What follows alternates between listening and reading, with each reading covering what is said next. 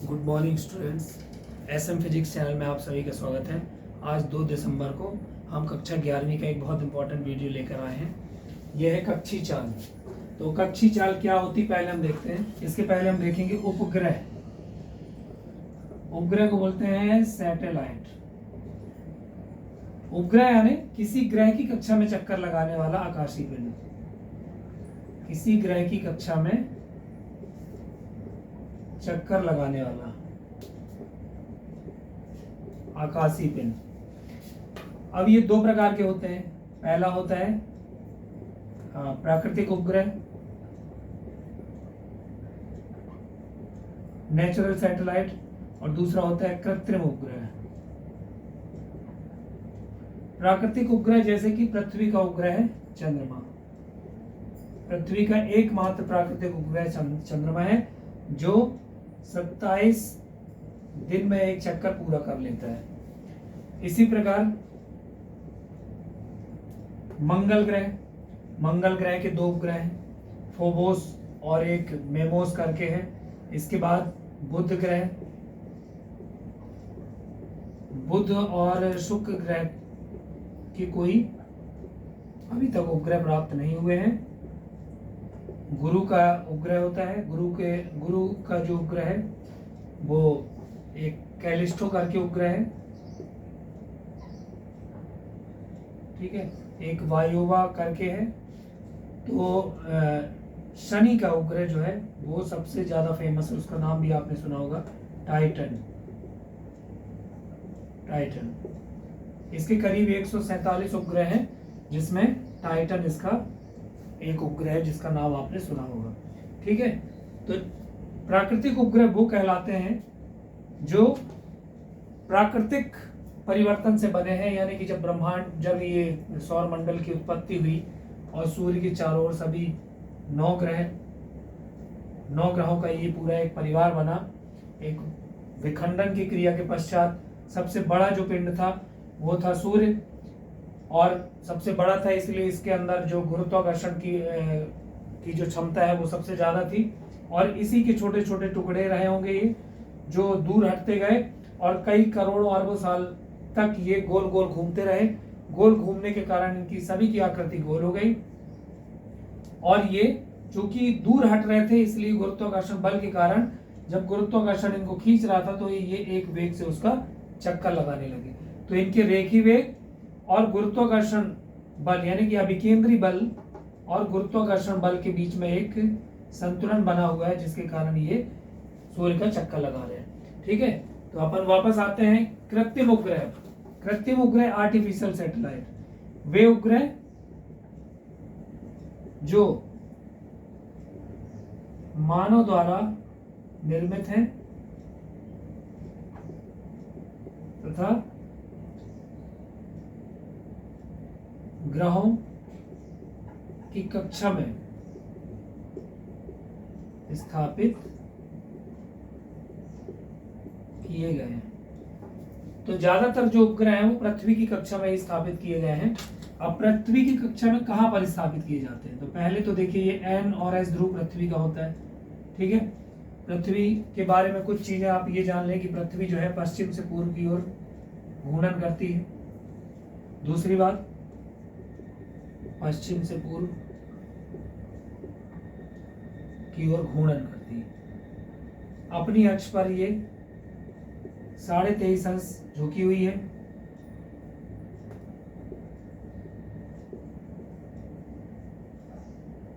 ठीक है। तीसरी बात ये कि ये पूरी तरीके से गोल नहीं है,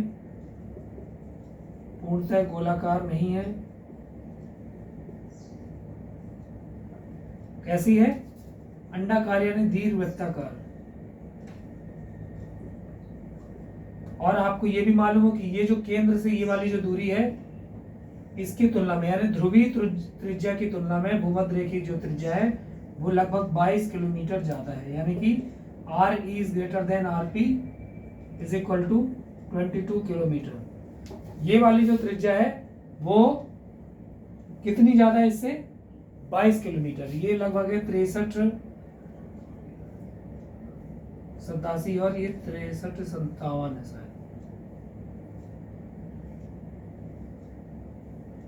हाँ,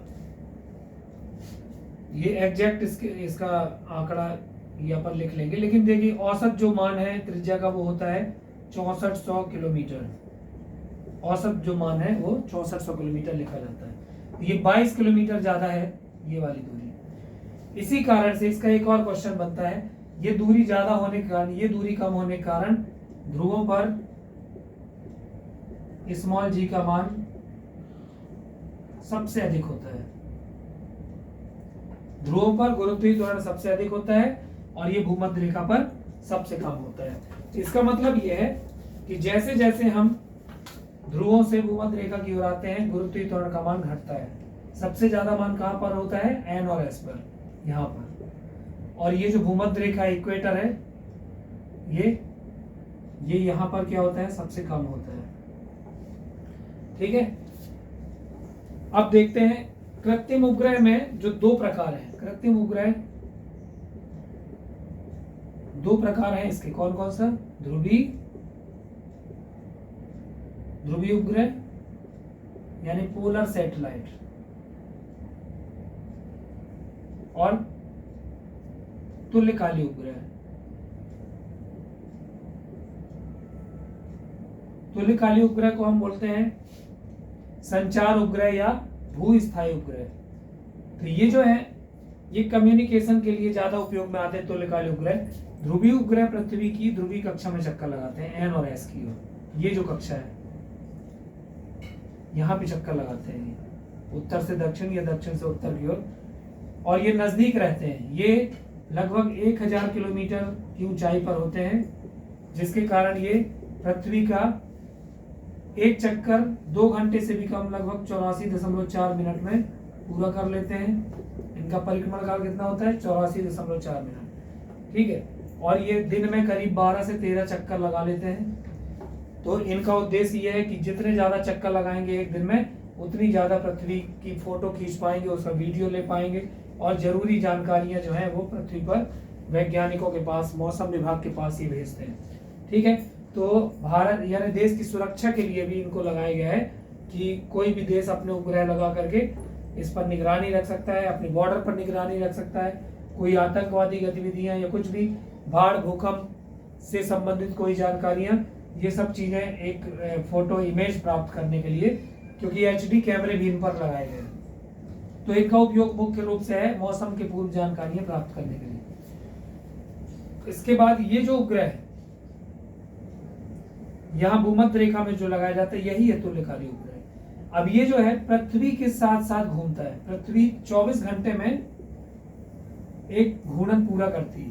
तो ये यहाँ पे लगाया गया, तो ये क्या करता है? ये चक्कर ऐसे लगा रहा है कि पृथ्वी के साथ ही घूम रहा है। क्योंकि पृथ्वी के साथ घूम रहा है, इसलिए इसको देखकर ऐसा लगता है कि जैसे ये स्थिर है, स्थायी है, इसलिए इसका नाम क्या रखा गया? भूस्थायी उपग्रह। इसको बोलते हैं जियो स्टेशनरी सैटेलाइट। जियो स्टेशनरी यानी कि पृथ्वी के सापेक्ष स्थिर दिखाई देता है। और तुल्यकाली इसलिए बोलते हैं क्योंकि पृथ्वी एक घूर्णन 24 घंटा पूरा करती है, तो इसका भी परिक्रमण काल कितना है? 24 घंटे है। और संचार उपग्रह इसलिए बोलते हैं क्योंकि यही जो पृथ्वी पर तरंगे भेजता है, टीवी, रेडियो, मोबाइल, इंटरनेट, ये सब चीजें इसी से चलती है। राडार सिस्टम इसी से चलता है। जो कम्युनिकेशन के लिए तरंगे भेजता है जमीन पर, वो सभी इसी के द्वारा करी जाती है। अंतरिक्ष यात्रा करने से पहले इन उपग्रहों के, तुल्यकाली उपग्रहों के द्वारा वैज्ञानिकों द्वारा जानकारी प्राप्त की जाती है कि अंतरिक्ष यात्रा करने के लिए अंतरिक्ष का जो वातावरण है, जो एटमॉस्फेयर है, वहाँ की स्थितियां हैं, वो अनुकूल है कि नहीं। यानी ये बहुत सारी जानकारियां पृथ्वी पर भेजता है। अंतरिक्ष में किसी भी ग्रह की कोई भी गतिविधि है वो यही भेजेगा। अगर कोई उल्का पिंड का अध्ययन करना है तो इसी के द्वारा होगा। तो कुल मिलाकर जो है ये इनमें एचडी कैमरे लगे हुए हैं, तो ये और सोलर पैनल लगे हुए हैं, तो ये उसके द्वारा चलता है। और जो इंटरनेशनल स्पेस स्टेशन है वो भी इन्हीं के द्वारा भी संचालित किए जाते हैं। ठीक है, तो इस प्रकार से ये कैसा उपग्रह है? ये पूरी पृथ्वी पर जानकारियां भेजने का काम करता है। अपन आते हैं कक्षी 4 में। कक्षीय चाल का मतलब है किसी कृत्रिम उपग्रह को किसी ग्रह, मान लीजिए पृथ्वी की बात हो रही है, किसी ग्रह की कक्षा में स्थापित करने हेतु दी गई आवश्यक चाल को उसकी कक्षीय चाल कहते हैं, VO कहते हैं, O फॉर ऑर्बिटल। ठीक है, इसका जो फॉर्मूला आएगा वही आएगा VO = √GR। शुरू करते हैं, प्रूव करेंगे इसको।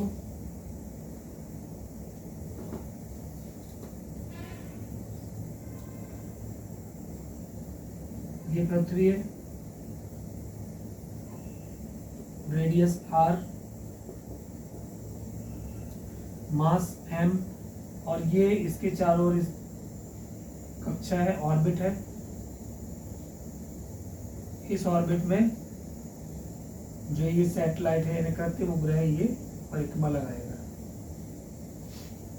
इसका स्पीड हम लिख देते हैं VO, इसका मास है m, और इसका जो हाइट है वो है h।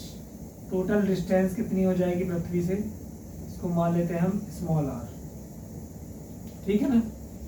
m द्रव्यमान का उपग्रह VO कक्षीय चाल से पृथ्वी तल से h ऊंचाई पर, अर्थात पृथ्वी के केंद्र से r = r+h डिस्टेंस पर, क्योंकि डिस्टेंस कहाँ से ली जाएगी, केंद्र से, ये इसकी परिक्रमा कर रहा है। ठीक है, माना, थोड़ा सा ये लिख लेते हैं, माना कि पृथ्वी का द्रव्यमान कितना होगा, M, त्रिज्या R, उपग्रह का द्रव्यमान m, उपग्रह की चाल VO, और पृथ्वी के केंद्र से उपग्रह की कक्षा की दूरी r = r+h। तो अब हम लिखते हैं पृथ्वी एवं उपग्रह के बीच गुरुत्वाकर्षण बल। देखिए, इस डेरिवेशन को सॉल्व करने के लिए आप ध्यान रखें, दो फॉर्मूले याद रहना चाहिए, वैसे तीन। पहला तो गुरुत्वाकर्षण बल का सूत्र, दूसरा अभिकेंद्री बल, क्योंकि अभिकेंद्री बल होगा तभी तो वृत्तीय गति होगी, और तीसरा गुरुत्वीय त्वरण का सूत्र, उससे हम ये डेरिवेशन सॉल्व कर सकते हैं। ठीक है, तो गुरुत्वाकर्षण बल क्या होगा, ये फॉर्मूला होता है F = G, mass of earth M into mass of satellite m upon distance from centre of earth, यानी कि पृथ्वी के केंद्र से उपग्रह की दूरी। तो ये क्या हो जाएगा, r है, r², इक्वेशन 1। अब लिखते हैं, लेकिन उपग्रह की वृत्तीय गति हेतु आवश्यक अभिकेंद्री बल।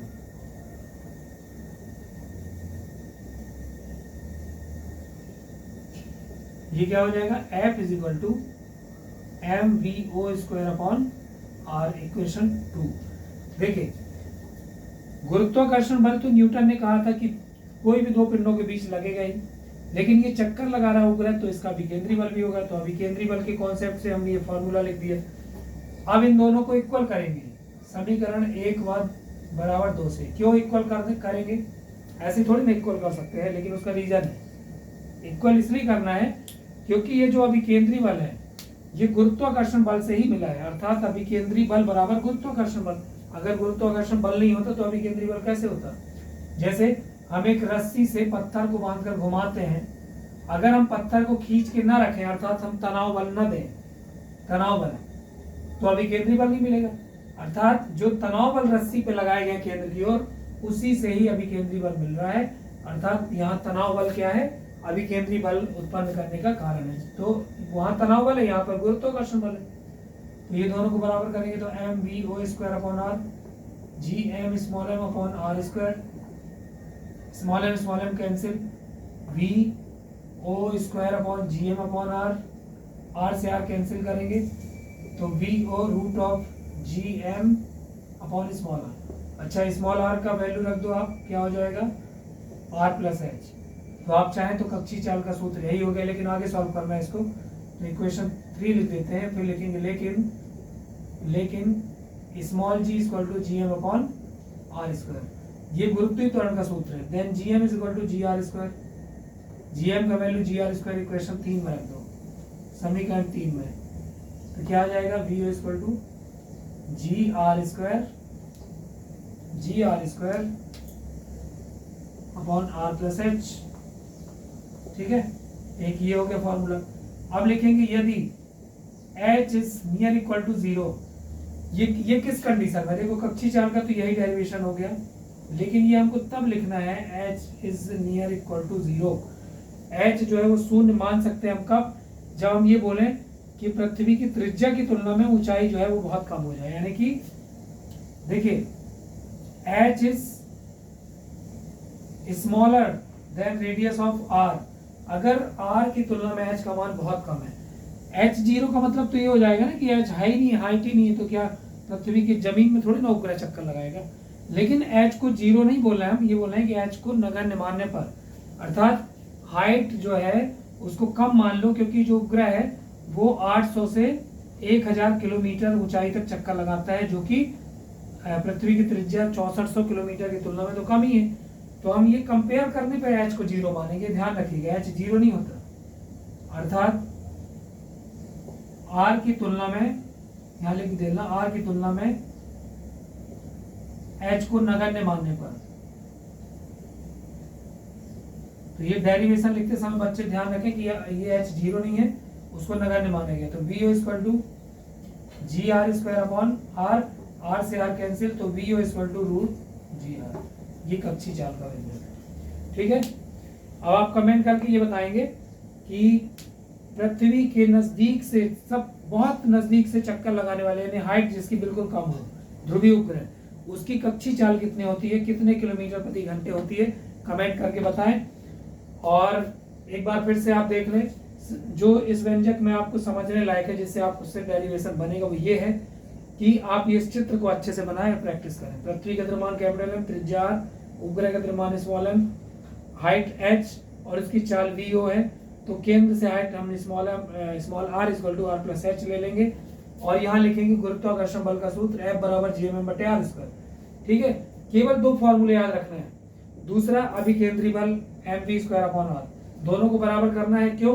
क्योंकि अभिकेंद्री बल गुरुत्वाकर्षण बल से मिलता है, इसलिए उसके बराबर हो जाएगा। Small M cancel, R cancel, एक आर बचेगा और रूट लगा देंगे हम, ये लिख दिया। और फिर इसके बाद जीएम की जगह गुरुत्वीय त्वरण के सूत्र से जी आर स्क्वायर रख दिया हमने, ये आ गया फॉर्मूला। फिर आप लिखेंगे यदि आर की तुलना में एच की हाइट बहुत कम मान ले, नगण्य मान ले, तो एच 0 हो जाएगा, तो बचेगा आर बटे में आर से आर कैंसिल, तो V O equal to root G R. ये है कक्षी चाल का व्यंजक। जो मैंने क्वेश्चन पूछा उसको कमेंट करके बताएं। अगला व्यंजक हम अगले वीडियो में लेकर आएंगे, वो है कृत्रिम उपग्रहों के अंदर भारहीनता की स्थिति क्यों होती है और गुरुत्वीय स्थिति ऊर्जा और विभव का व्यंजक। ठीक है, थैंक यू।